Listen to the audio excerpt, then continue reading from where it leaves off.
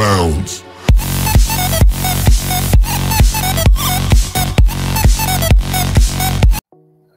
Hola, buenas tardes compañeros y maestra. Nosotros les vamos a hablar sobre detectores en microscopía electrónica. El video está relacionado con la experiencia educativa de análisis instrumental avanzado impartido por la maestra Tania Marín Garza. El equipo está conformado por Denise Alemán Silva, Cristal Daniela Luna Luciano, José Aldemar Luna Pérez, Felipe Rivera Flores y Eduardo Luna Fernández.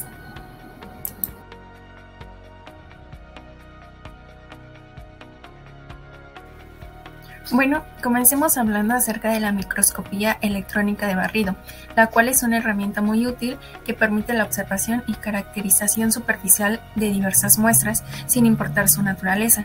Así podemos analizar tanto muestras orgánicas como inorgánicas.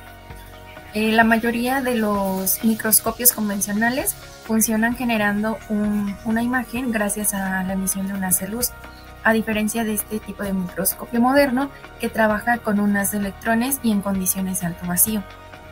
Para lograrlo, el equipo genera un haz de electrones que interaccionan con la superficie de la muestra y que posteriormente serán recogidos por diferentes detectores.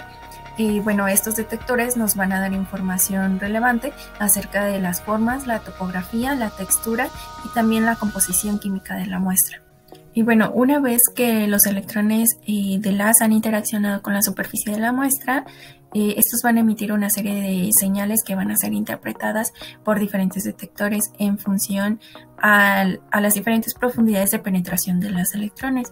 Así vamos a tener detectores de electrones secundarios gaseosos, de electrones retrodispersados, también espectroscopía de rayos X de energía dispersiva, así como de dispersión de longitud de onda, fluorescencia de rayos X y microscopía electrónica de transmisión de barrido. En el proceso de incidencia de electrones a la muestra se van a producir diversos fenómenos que serán captados en función del tipo de detector que utilicemos. Así se va a producir la emisión de fotones cuando se producen transiciones intermoleculares de los electrones. Estos van a emitir electrones secundarios por efecto del impacto de electrones incidentes del haz de barrido. También puede haber radiación en el rango de rayos X debido a las transiciones de electrones en órbitas internas de los átomos. Los electrones pueden ser absorbidos también en función de su espesor y la composición de la muestra. Y puede haber electrones retrodispersados, es decir, electrones incidentes que al chocar con la muestra son reflejados. Aquí tenemos un diagrama en el que podemos ver la muestra y el haz de electrones. Dependiendo de la intensidad de penetración de las electrones, va a ser el tipo de detector que nos va a interpretar la señal. Así tenemos que los más superficiales son los llamados electrones Auger, y bueno, estos son los que están más en la superficie, los primeritos. De ahí siguen los electrones secundarios que nos van a brindar información topográfica. Este es, digamos que el segundo nivel, y así va avanzando hasta el último nivel o lo más profundo de la muestra, en el que va a ser detectado por catodoluminiscencia. El primer detector del que vamos a hablar es detector de electrones secundarios gaseosos. Y bueno, ¿por qué hablar primero acerca de detector de electrones secundarios? Estos son los precursores de los GCE y se originan en la superficie de la muestra cuando un electrón del haz interacciona con un núcleo del átomo de la muestra. Estos generan menor energía en comparación a los electrones retrodispersados, pero es la suficiente para que pueda interaccionar y emitir señales que puedan ser detectadas o más bien interpretadas por el detector. Provienen de la capa más externa y nos dan información topográfica de la superficie de la muestra.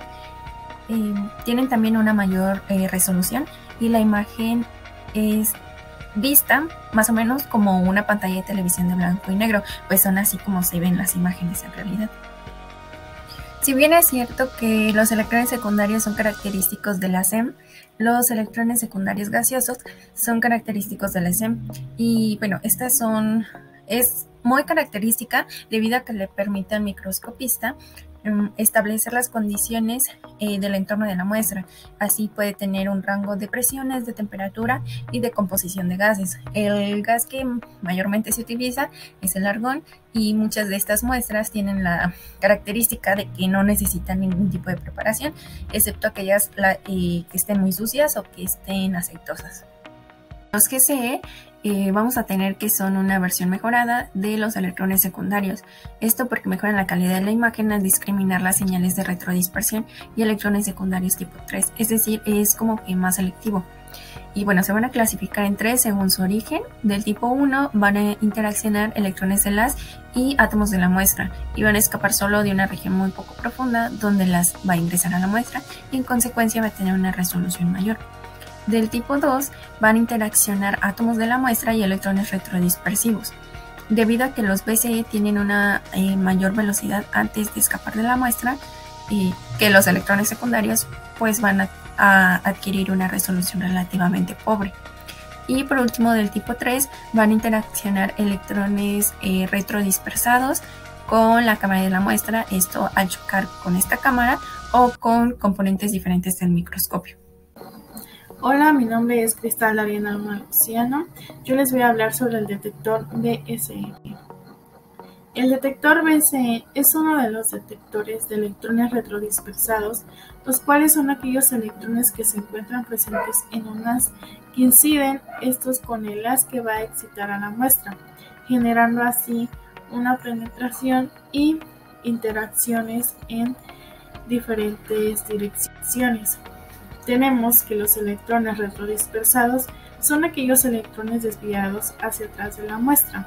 En este caso, el haz proporciona dichos electrones que van a ser desviados y que van a entrar en la muestra pensando que dicha muestra los emite y asimismo vuelven a entrar a excitar a la muestra. En este caso tenemos que los electrones retrodispersados son más energéticos que los electrones secundarios. Como podemos visualizar en la imagen del espectro de energía de los electrones emitidos por una muestra, tenemos que los electrones retrodispersados van a tener una energía de electrón aproximadamente de 50 electronvolts. Asimismo, en dichos detectores tenemos la dispersión de electrones que se pueden producir de dos formas. En este caso, las interacciones que los electrones tienen con los átomos de la muestra pues son de tipo elástico, en las cuales no va a haber pérdida de energía, pero las interacciones van a ser con los núcleos, generando así una modificación en la dirección. Por otra parte, el tipo inelástico va a poder, en este caso pues se pierde una energía, pero las interacciones que suceden van a ser con los electrones de dicha muestra, y en este caso, como anteriormente había dicho, van a restar energía. Tenemos que en los electrones retrodispersados se llevaron a cabo las propuestas de distintos modelos en los cuales se relacionaban en que se demostraron que cuando se tiene un número atómico mayor será en este caso pues emisor de retrodispersadores pues será mucho mayor. En la primera imagen podemos visualizar distintos elementos con un número atómico mayor, asimismo como visualizamos el ejemplo de la parte de abajo, el ángulo de dispersión en una muestra mayor de número atómica. En este caso el ejemplo pues es el oro. Tenemos distintas utilizaciones de señales, en este caso distintos detectores. Tenemos el centellador fotomultiplicador. Este caso permite la captación de electrones secundarios por medio de la excitación de electrones en el centellador, el cual va a permitir fotones que van a ser transportados tubo de luz hacia el fotomultiplicador para poder darnos señal y identificar lo que está presente. Asimismo tenemos el detector Eberhard-Troley, que son utilizados comúnmente en microscopios electrónicos de barrido, que son de suma importancia debido a que captan la señal de electrones secundarios, que estos son más bajos en energía en comparación de los detectores retrodispersadores. En este caso, pues estos son de menor resolución, los electrones secundarios, pero aún así nos permiten tomar en cuenta pues una imagen visible. Por otra parte tenemos el detector ET convencional, que se utiliza para poder obtener señales de los electrones retrodispersados, debido a que estos electrones pues tienen una mayor energía. Asimismo tenemos contrastes de BSE. El contraste de la imagen de un retrodispersor es causado asimismo por la señal de los electrones, debido a que se puede llegar a obtener una imagen representativa. En este caso tenemos una imagen en donde tenemos el contraste de imagen de un retrodispersor. Asimismo, el contraste topográfico va a depender de una señal que recibe el detector de un punto de la muestra, ya que van a emitir un punto en la dirección del detector dentro de un ángulo sólido. Asimismo tenemos el contraste cristalográfico. Este es cuando un haz electrónico incide en una estructura cristalina, generando que los electrones incidentes sean retrodisparados. Tenemos que el detector BSE nos va a permitir que la calidad y la resolución de la imagen retrodispersada sea limitada por el tamaño del diámetro de la zona de emisión. En este caso, dependiendo de esto, de que el diámetro sea de un tamaño pequeño o un poco más grande, pues va a depender de la calidad y resolución de la imagen que nosotros queramos analizar. En este caso, alguna muestra que se vaya a analizar, pues vamos a tener una imagen de una buena calidad y alta resolución, pues dependiendo de el diámetro de la emisión del haz hacia la muestra.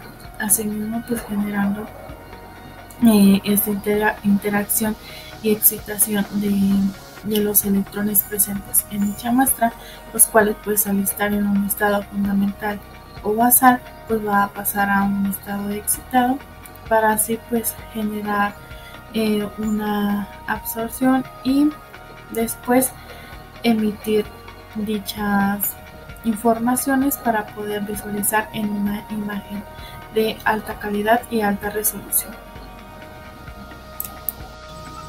Hola, muy buenas tardes. El día de hoy yo les voy a hablar sobre el detector EDS. Bueno, para esto hay que saber qué es el detector EDS. Bueno, pues esta es la interacción de un haz de electrones con un objetivo de muestra que produce una variedad de emisiones, incluidos los rayos X. Bueno, pues se usa un detector de dispersión de energía EDS para poder separar los rayos X y pues sus características de diferentes elementos en un espectro de energía. Y el software del sistema EDS se usa para poder analizar el espectro de energía, ya que pues al fin de determinar la abundancia de elementos específicos dentro de este.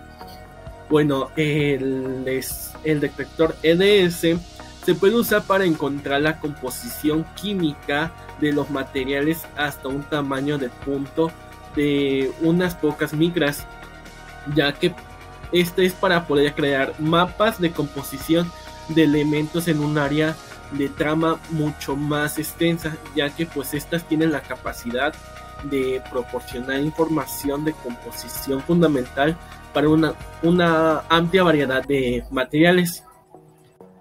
Bueno, ¿cómo funciona?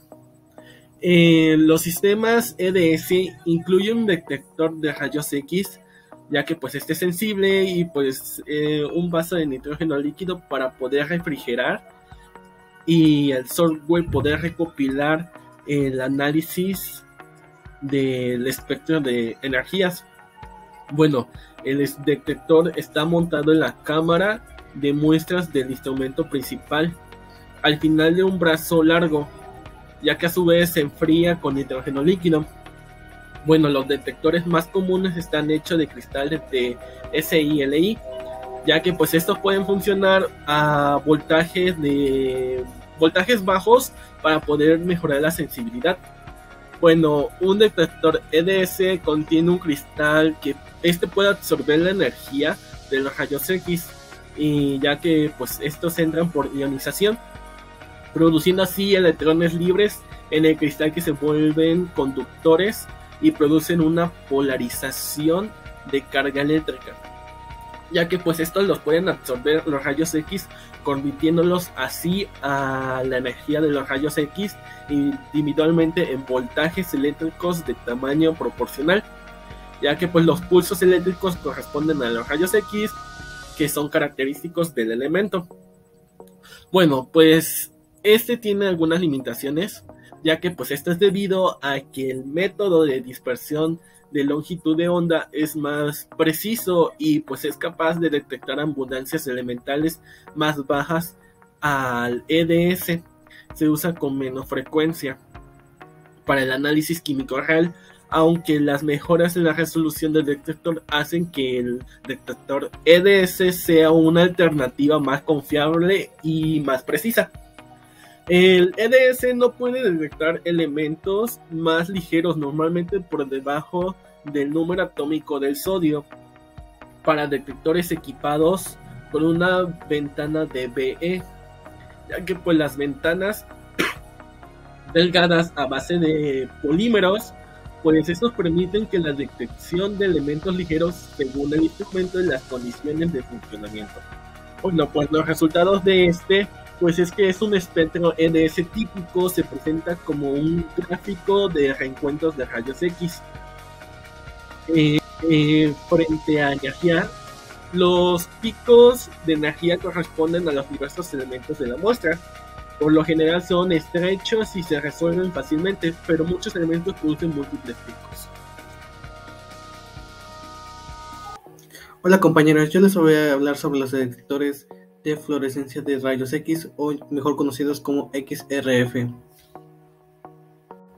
¿Qué es? Esta microscopía o este método de microscopía de electrónica de barrido es utilizada mediante este detector que es de fluorescencia de rayos X, que lo que va a hacer va a irradiar la muestra con un rayo de rayos X, y esta energía va a hacer que la muestra haga un traslape de un electrón de los orbitales más adheridos a este átomo de la muestra, provocando la fluorescencia de la muestra.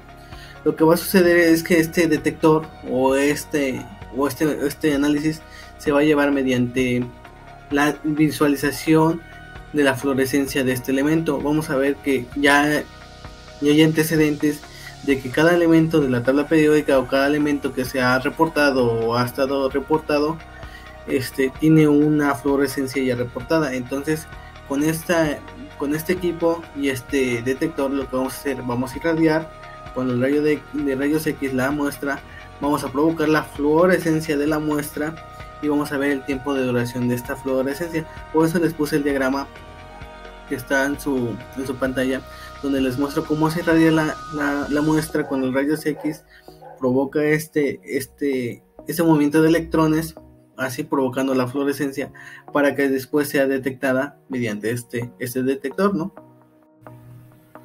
Como les mencionaba hace rato, esta es una técnica de fluorescencia de rayos X, pero lo interesante de esta técnica es que no es destructiva, y es mediante rayos X que va a ser la determinación de composición química de los materiales. ¿Por qué? Porque como les mencionaba, aquí va a haber una radiación de rayos X hacia la muestra. Esta va a provocar la excitación de estos electrones y va a provocar la fluorescencia de esta muestra, y así vamos a identificar los diferentes componentes que tiene esa muestra. Vamos a ver si contiene, no sé, diferentes componentes mediante la identificación de esta fluorescencia, ya que este equipo contiene con un software que procesa toda la información en su base de datos y nos va a identificar qué tipo de fluorescencia nos está arrojando este detector, y nos va a decir que si es no sé, sodio, cloro o etc, ¿no? Entonces, como no hay bien una ilustración en la red específicamente cómo sucede, hay uno que se llama hay un detector de fluorescencia de rayos X portátil que se utiliza más o menos para la detección de minerales, ¿no? Como sería cobre, la detección de metalurgias, ¿no? O de metales. Entonces se utiliza para ese tipo de áreas. Entonces aquí les pongo el ejemplo donde tenemos este detector que se presiona, lanza los rayos X, y mediante su reflexión vamos a detectar qué tipo de fluorescencia tiene este material, y así nos vamos a identificar si es 100% cobre, 100% oro, si es sodio, y así esto sirve como ejemplo para ver el funcionamiento, ya que, como les comentaba, yo no encontré el detector en función con el microscopio electrónico de barrido. Entonces les puse un ejemplo más abundante. Bueno, ahora les voy a hablar sobre los detectores STEM.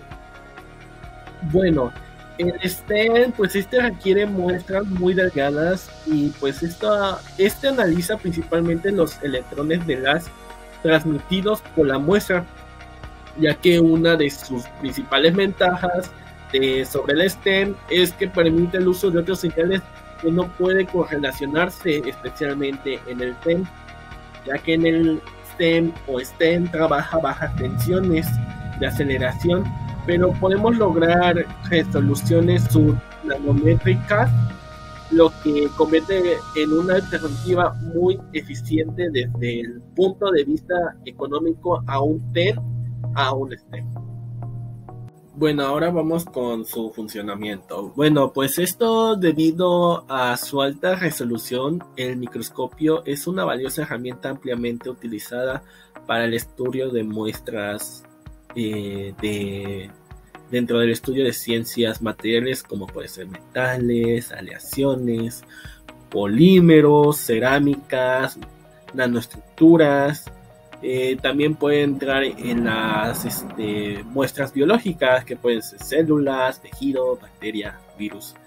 Bueno, la microscopía electrónica de barrido de transmisión STEM se combinan los principios de la microscopía electrónica de transmisión y la microscopía electrónica de barrido, y se puede realizar en cualquier tipo de instrumento. Y pues, como ya había mencionado anteriormente, pues el STEM requiere muestras muy delgadas y analiza principalmente pues los electrones de gas transmitidos por la muestra. Bueno, pues aquí podemos ver una imagen sobre cómo es el funcionamiento del STEM y el TEM y sus diferencias. Bueno, a mí me tocó hablar sobre el detector DWDS. A través de este detector podemos analizar los espectros de rayos X de cualquier material. También medir sus longitudes de onda. La física utilizada en su metodología es muy simple y fácil de entender. En estos rayos X emiten un impacto sobre el cristal que queremos caracterizar, y luego estos rayos X son difractados. Más tarde los rayos X llegan al detector de WDS y ellos dan la información de la longitud de onda. El detector y el cristal se mueven en un círculo de Rowland con un radio constante para poder estabilizar la precisión en el momento del análisis del material. y para poder obtener una información más clara y precisa del espectro. Bueno, el detector de WDS se usa tanto como el SME como también el TEM. Sin embargo, en la actualidad hay otros detectores más modernos acoplados a este equipo, como el detector de centello. El WD todavía se utiliza para espectrometría, para determinar sus longitudes de onda en la misma manera que el SEM. Necesita estudiar estos espectros. Es por eso que el microscopio óptico es, en mi opinión personal, el mejor que puede existir. Hoy, para obtener imágenes de alta resolución de cualquier material, en la ciencia es esencial poder observar en detalle de manera microscópica los materiales que utilizamos. Bueno, las diferencias entre el detector de EDS y el WDS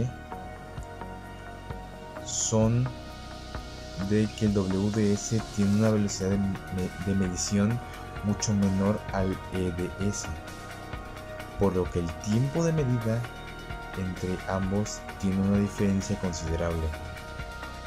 Por supuesto, esto se debe a que el EDS es un detector más actualizado y ambos tienen un rango de elementos medible. El EDS tiene una ventaja bastante importante respecto a la de WDS, que es que puede realizar mediciones simultáneas. En cambio, el WDS tiene una posibilidad menor de hacer esas mediciones. El WDS presenta más posibilidad de que las muestras puedan ser contaminadas. En cambio, el EDS es menos posible la contaminación de estas muestras y menos daño. El límite del detector de WDS es de 10 a 100 partes por millón aproximadamente, y el EDS es de 500 a 2000 partes por millón. También otra ventaja es de que estos detectores se utilizan para un propósito específico, dependiendo de lo que se quiera obtener. Una ventaja es de que el WDS tiene que mover el vidrio en un ángulo muy valioso para que se pueda obtener la información requerida. Es decir, los rayos solo ingresan por una pequeña fracción y luego abandonan la muestra, lo que es mucho más difícil al medir.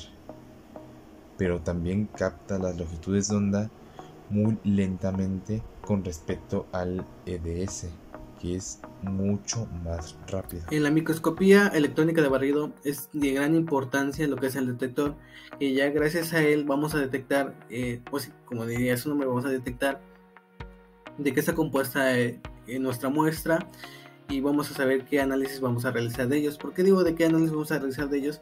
Porque dependiendo del análisis va a ser la elección del detector. De nada nos va a servir tener un detector de electrones secundarios gaseosos si no vamos a detectar eso, si no vamos a detectar fluorescencia de rayos X o diferentes circunstancias, ¿no? Entonces hay que saber elegir de manera adecuada qué tipo de detector vamos a usar para esta técnica. Entonces el detector es una pieza fundamental para este equipo. Miren, y a continuación les muestro lo que serían nuestras fuentes bibliográficas, donde nosotros consultamos nuestra información. Les seguimos presentando lo que serían las fuentes bibliográficas, donde consultamos toda la información y recordamos para la realización de este proyecto. Gracias por su atención, compañeros. Esperamos que esta información sea útil para ustedes sobre los detectores de la microscopía electrónica de barrido y que les haya servido o les servirá de utilidad para sus estudios.